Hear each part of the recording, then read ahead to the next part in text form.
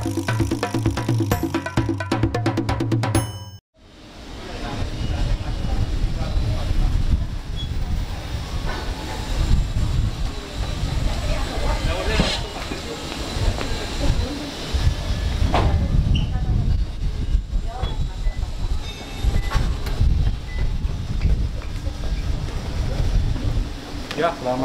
selamat datang di kampus kami.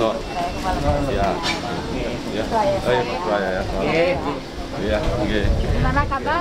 Baik, sehat ya.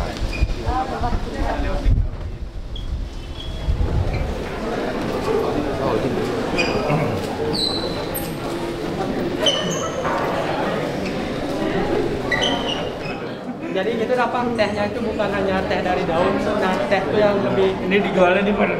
Kalau kita bahan masih pop up aja Pak, open stand itu ada event kita buka. Ya. Campur dengan mahasiswa di sini. Ya, mahasiswa. Semester berapa?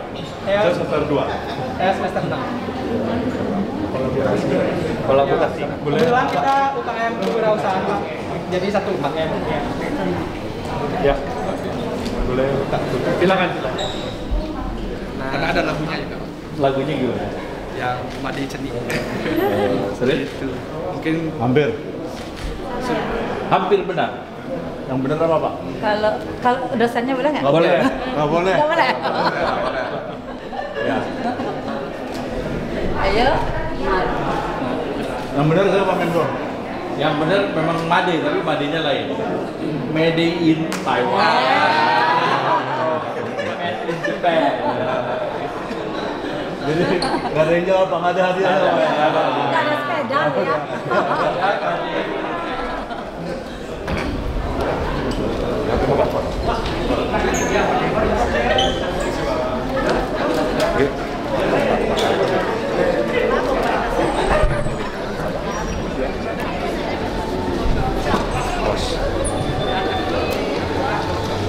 Hadirin, kita sambut bersama dengan tepuk tangan yang meriah Menteri Koordinator Bidang Perekonomian Republik Indonesia. Om Swastiastu.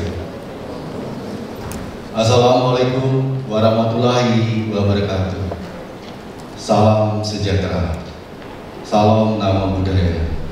Selamat siang. Yang terhormat Menteri Koordinator Bidang Perekonomian Republik Indonesia, Bapak Dr. Honoris Causa Insinyur Airlangga Hartarto, MBA, MNT, IPU, beserta rombongan. Yang saya hormati seluruh pejabat, para sahabat, rekan dan kolega dari berbagai kalangan yang hadir pada kesempatan hari ini. Selamat datang di kampus Undiknas, kampus milenial dan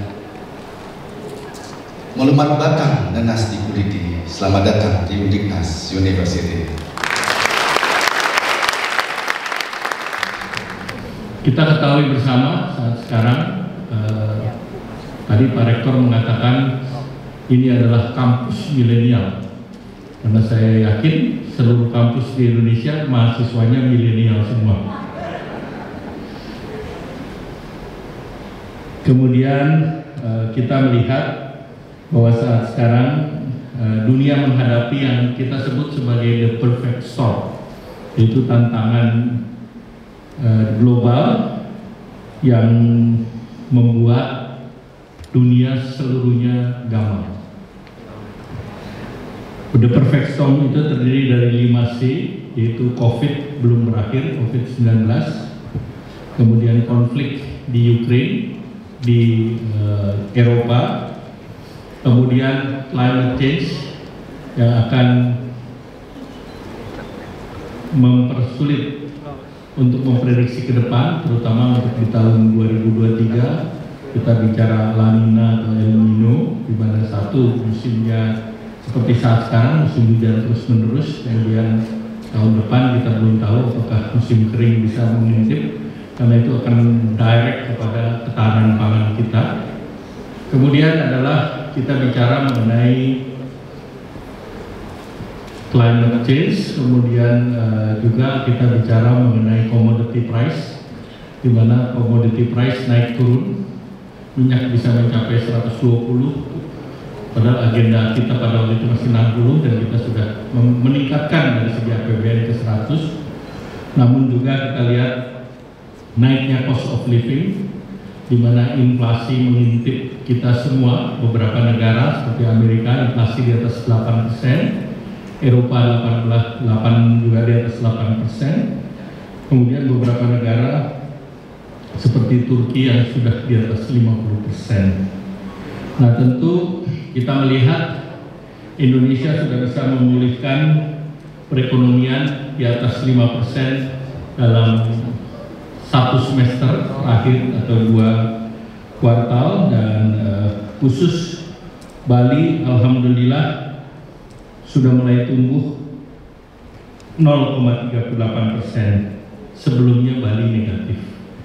Dan kami cek okupansi rate rata-rata sekitar 30-an persen, sedangkan di daerah lain termasuk Jakarta sekitar 57%. Nah, tentu kita harus menjaga agar momentum pemulihan perekonomian kita bisa terus jaga, dan terutama kita menjaga agar income per kapita kita bisa di atas 4.000. Pada saat COVID kita turun ke 3.800, namun sekarang sudah bisa mencapai di atas 4.000 lagi. Nah, tentu kita bisa mendorong bahwa ekonomi kita akan lebih baik saat pertumbuhan GDP-nya kita bisa meningkat. Nah, kita lihat UMKM adalah salah satu sektor yang penting, karena UMKM itu sekitar ada 61% dari PDB, dan dari segi tenaga kerja 97% tenaga kerja dari usaha kecil dan menengah. Dan tentu adik-adik mahasiswa bisa menjadi salah satu partisipan dari usaha kecil menengah. Tadi di luar ruangan ini saya lihat beberapa adik-adik mahasiswa yang bergerak di bidang digital, ada yang bergerak di bidang kopi, ada yang bergerak di bidang tech. Nah, ini harus terus dipacu karena entrepreneurship banyak lahir dari kampus. Kita lihat aplikasi besar mulai dari Facebook, Microsoft, Apple, seluruhnya lahir dari kampus. Demikian pula di Indonesia yang namanya Bukalapak itu diinisiasi oleh 4 mahasiswa lulusan ITB yang pada waktu itu belum lulus. Namun ada yang membedakan, mereka GPA-nya bagus-bagus. Jadi kayak Bukalapak itu rata-rata GPA-nya dari 4 orang tersebut adalah GPA-nya 4.0. Dan sekarang sudah menjadi unicorn. Demikian hampir seluruh startup, mulai dari Tokopedia, Grab, Gojek, itu juga dikreasi oleh anak-anak muda. Dan tadi dalam acara dengan Bank Indonesia, banyak startup juga ditampilkan, dan itu seluruhnya adalah anak-anak muda. Nah, tentu dari pemerintah mendorong establish dari ekosistem UMKM, dan saya mendukung tadi universitas menyiapkan tempat agar mereka bisa tumbuh dan berkembang. Dan saya ingin bertanya seperti konsep kami, kalau tadi bicara tentang digitalisasi itu mungkin lebih pada mengarah dari UMKM-nya ke yang menengah ke atas. Nah, saya kebetulan bergeraknya di usaha mikro dan kecil. Dan kebetulan saya mengelola koperasi, Pak Menteri. Nah, konsep koperasi ini mungkin akan bisa juga di-develop menjadi koperasi yang modern, digitalisasi, tetapi konsep koperasi yang sebenarnya itu sangat sulit ditemukan. Lebih banyak pada koperasi simpan pinjam, bahkan simpannya nggak ada, pinjamnya aja. Dan kebetulan saya mengelola koperasi yang serba usaha dan sudah dilirik oleh Kemenko RI untuk bisa diinisiasi untuk menuju G20 bulan November. Nah, Menteri Koordinator Perekonomian yang salah satunya baru saya lihat di Google itu masuk dikoordinasikan juga Menteri Kooperasinya. Mohon juga nanti Pak Menteri mengetok Bapak Menteri Koperasi agar Koperasi Perempuan Ramah Keluarga yang bukan hanya anggotanya seorang perempuan, tetapi lebih pada kami mempersiapkan perempuan itu menjadi leader. Karena pengawas, pengurus, dan pengelola perempuan, tetapi anggotanya bisa laki-laki, bisa perempuan, karena konsep keluarga. Dan kami mencoba di dalam 2 tahun kemarin, karena kita bicara tentang bangkit bersama pasca pandemi, saya selalu dari setiap kegiatan lebih banyak berdiskusinya dengan Dr. Sugawo Kori yang kebetulan saya mengenalnya ketika beliau itu menjadi pakarnya koperasi. Tapi ketika menjadi wakil rakyat, dilupakan ini istilah koperasinya. Mohon Pak Menteri nanti diketahui lagi Pak Sugawo Kori bahwa sebenarnya koperasi inilah satu-satunya yang menyelamatkan kita di 2 tahun terakhir ini. Karena sistem kekeluargaan dan sebagainya. Dan usaha mikro kecil itu nggak mungkin kita perkenalkan dengan lembaga keuangan perbankan.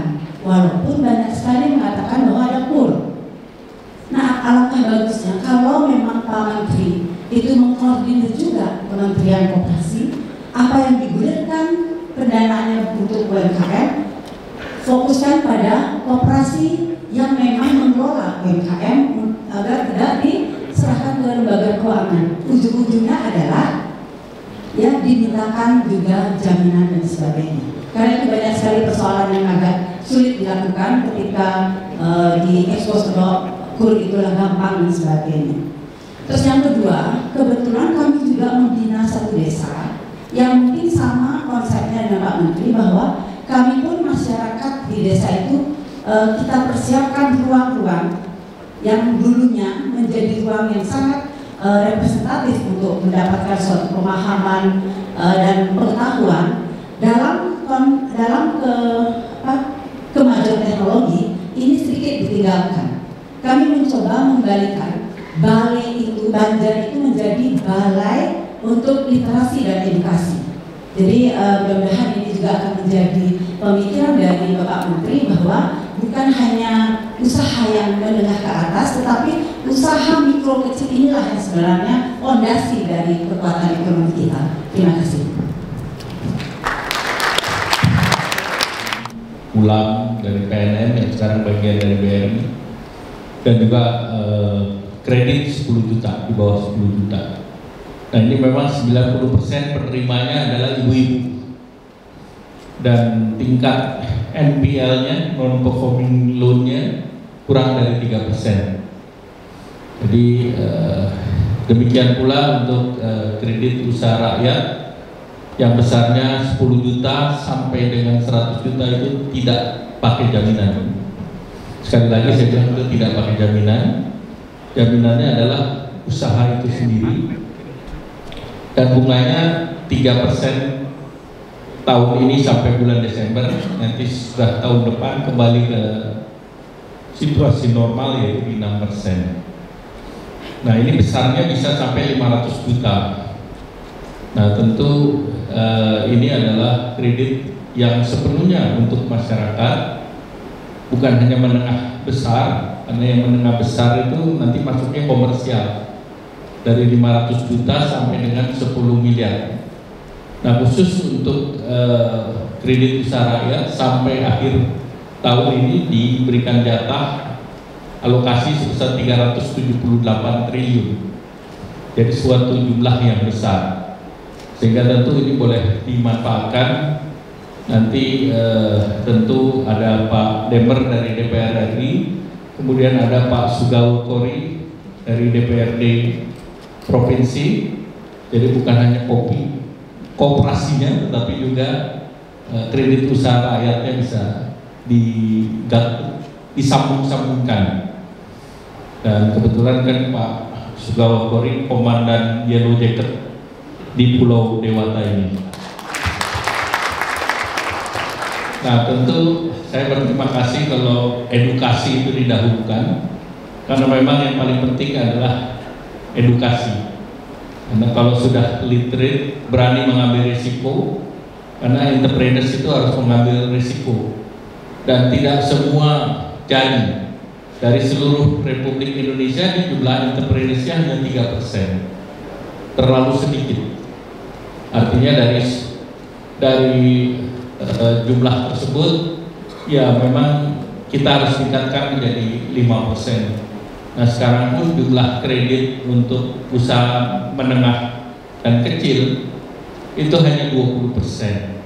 Nah sedangkan Bapak Presiden minta itu ditingkatkan ke 30% di tahun 2024. Artinya dari 6.000 kredit, 6.000 triliun kredit, kalau 20% itu hanya sekitar 1.200 triliun. Nah ini yang harus ditingkatkan menjadi sekitar 1.800 triliun.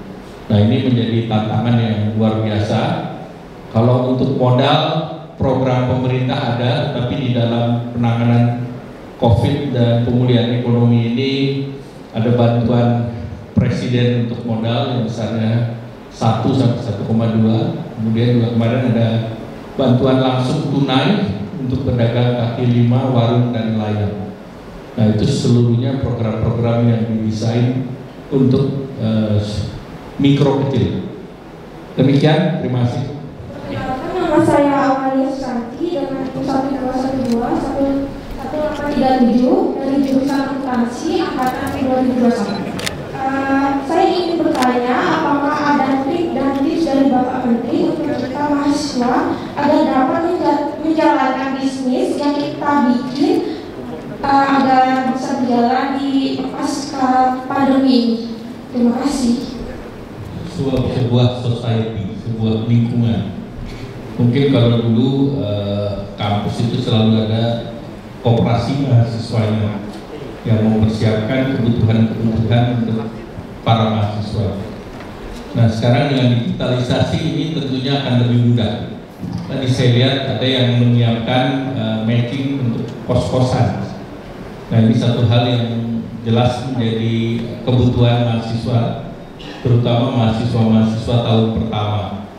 Nah ini mungkin yang seperti ini bisa didorong. Yang kedua, tentu dalam ekosistem di kampus ya membuka semacam minimarket, banyak supply chain-nya itu banyak yang bisa. Apalagi sekarang sudah punya digital ekosistem.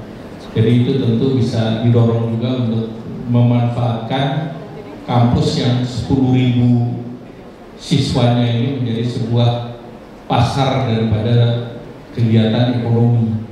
Nah itu salah satu saja dari beberapa contoh yang mungkin bisa lebih mudah untuk dimulai.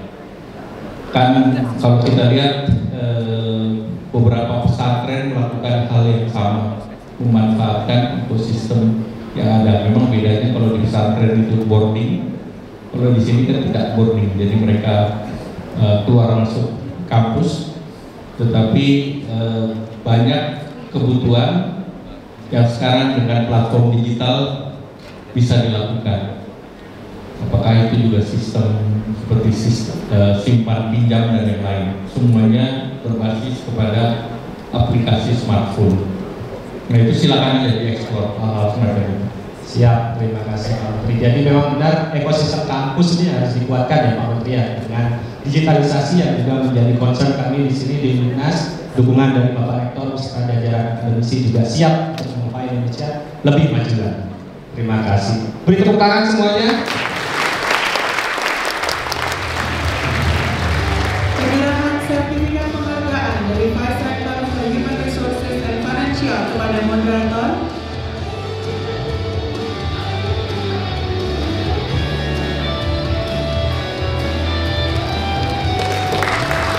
Penyerahan sertifikat penghargaan dari Kepala Pusat Studi Unidnas kepada Ketua Inkubator Bisnis selaku tim sinergi pelaksanaan kegiatan ini.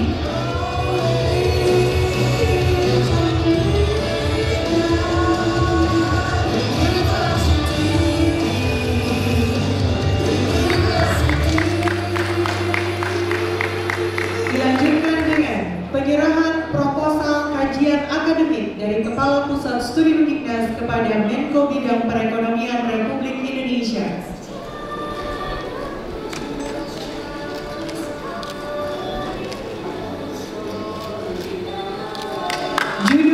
kajian akademik ini.